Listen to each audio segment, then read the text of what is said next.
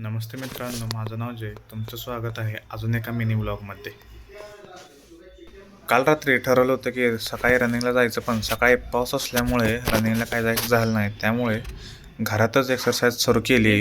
Exercise झाल्यानंतर रोजच्या प्रमाणे आज पण देवाला पाया पडून घरी आलो. घरी येऊन दुकान उघडलं व दुकानातली साफसफाई सगळी करून घेतली. रोड साईडला दुकान असल्यामुळे दुकानातल्या मालावर भरपूर धुळा साठला होता.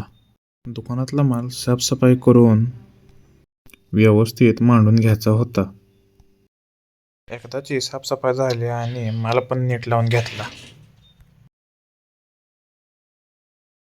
दुकानात 4 पर्यंत बसल्यानंतर माझी टायमिंग झाली जिमला जायची.